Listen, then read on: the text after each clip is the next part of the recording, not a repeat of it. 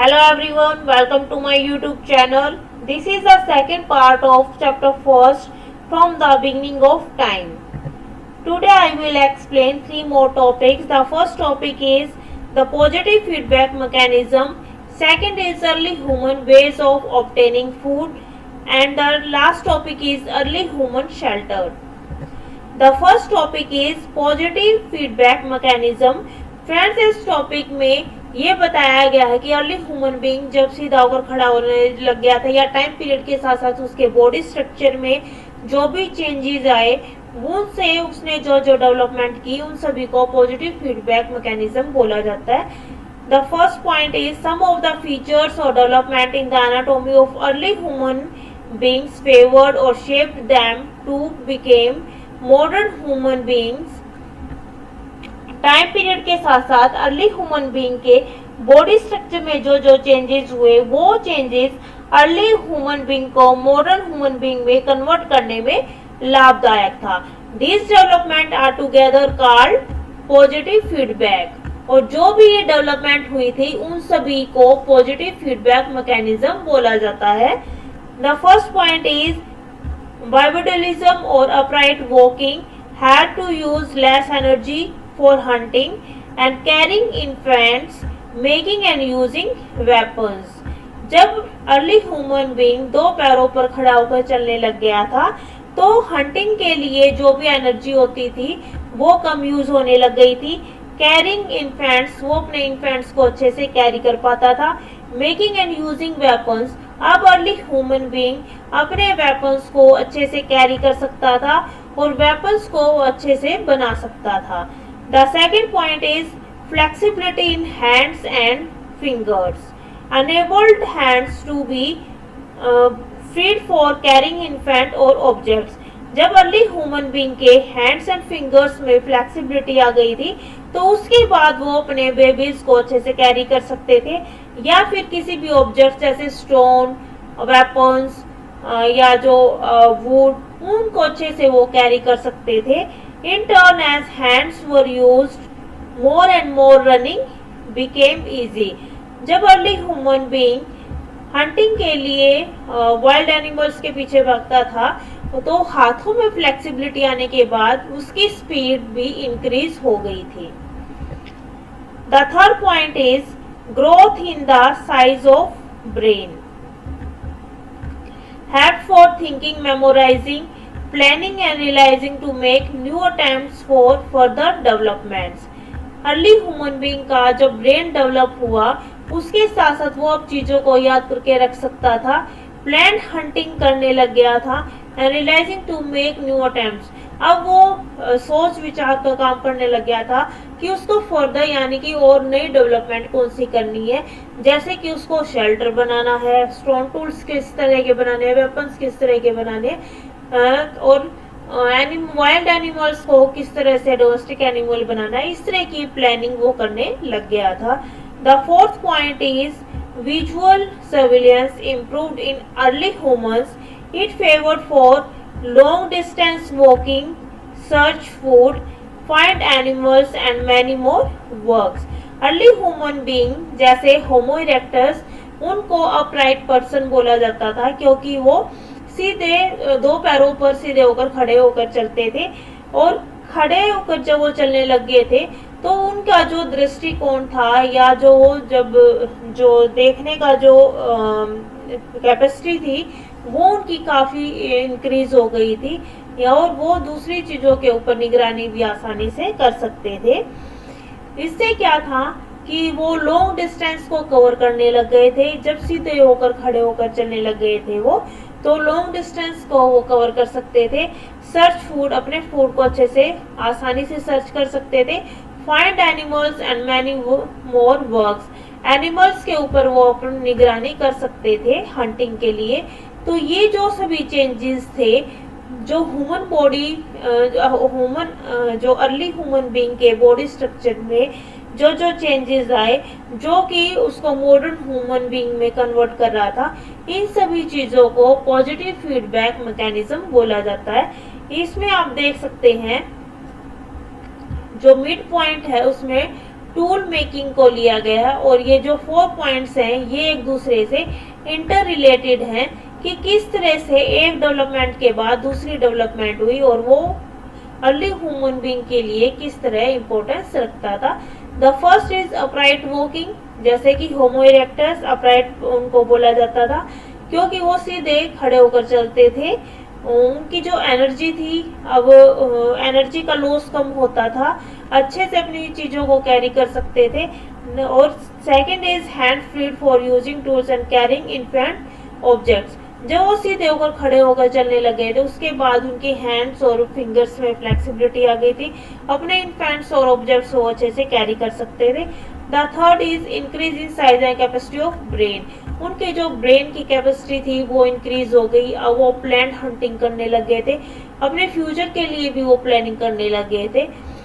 The fourth is visual surveillance long distance walking while, कि अब वो क्या था, दूर की चीज़ों के ऊपर भी अपनी निगरानी कर सकते थे, लॉन्ग डिस्टेंस को कवर कर सकते थे। और जैसे जैसे ब्रेन की डेवलपमेंट हुई या उनके बॉडी स्ट्रक्चर में चेंजेस आए, उसी तरह से क्या था कि जो टूल मेकिंग की जो डेवलपमेंट थी उसमें भी चेंजेस आने शुरू हो गए थे और इन्हीं सभी चेंजेस को पॉजिटिव फीडबैक मैकेनिज्म बोला जाता है।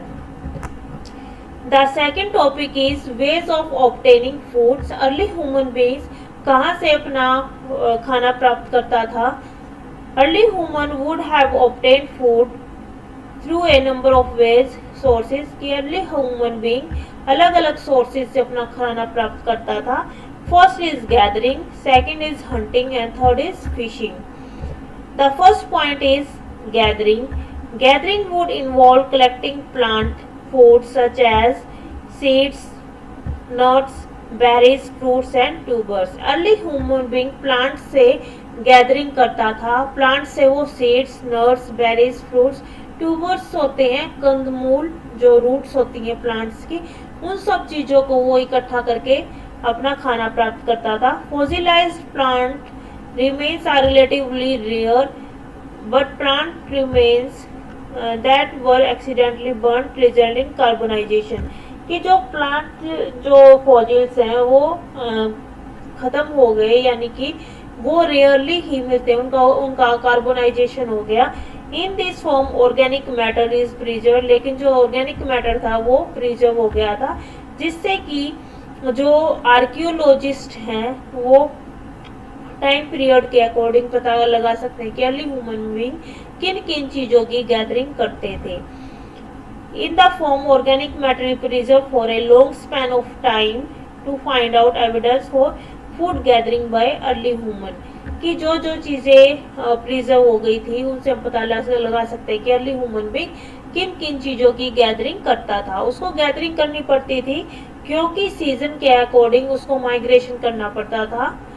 The second is hunting. Hunting probably began later about 5 lakh year ago. The earliest clear evidence for deliberate planned hunting comes from two sites, Box Grove in South England and Germany. Hunting 5 lakh year पहले जो hunting थी वो शुरू हो गई थी और early human being planned hunting करने लग गया था और उसके एविडेंसेस मिले हैं। सदर्न इंग्लैंड का एक बॉक्स ग्रोव एक साइट का नाम है वहाँ पर, और जर्मनी में।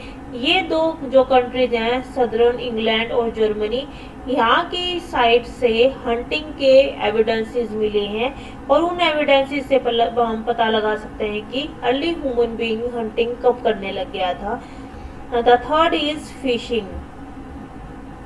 Fishing was important as is evidence from the discovery of fish bones at different sites.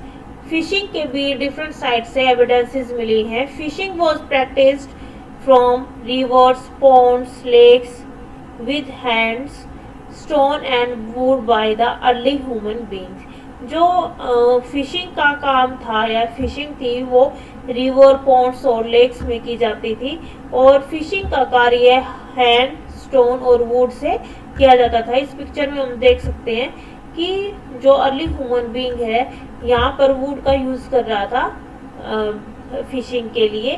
तो जो फिशिंग थी वो हाथ से भी की जाती थी, स्टोन टूल से भी की जाती थी और वुड से भी की जाती थी।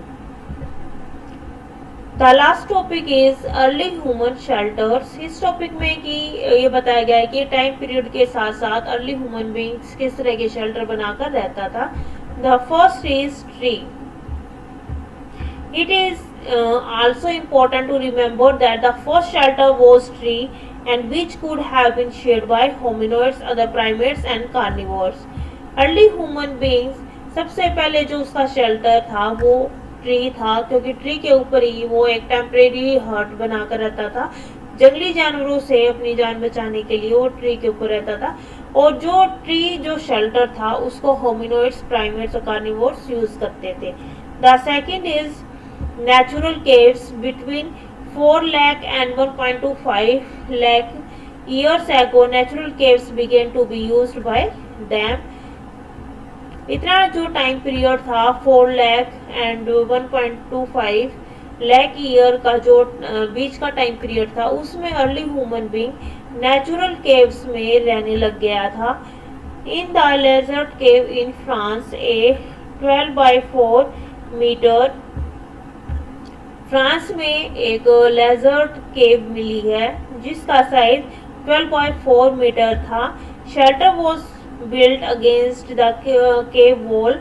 Inside it there were evidence of stone tools and food sources. और जो ये केव थी, इस केव में स्टोन टूल और फूड रिसोर्सेज या फूड जो सोर्सेज थे उसके एविडेंसेस मिले हैं कि अर्ली ह्यूमन बीइंग किस तरह के स्टोन यूज करता था और फूड गैदरिंग वो किन किन चीज़ों की करता था। तो ये जो साइट थी या केव है ये फ्रांस में है, लेजर्ट केव के नाम से जानी जाती है, और इसका साइज 12 by 4 मीटर है। The third is shelter with roof, would and grasses. At another site Terra Amata on the coast of southern France, flimsy shelter with roof of wood and grass were built for short-term seasonal visits.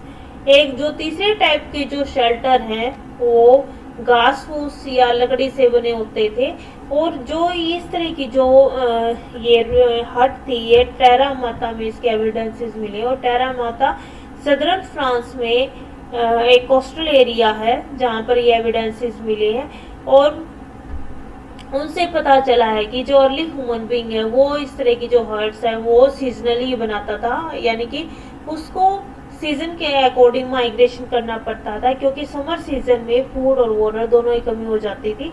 इसीलिए early human being temporary huts या shelter बनाता था जो कि लकड़ी या घास फूस से बने होते थे।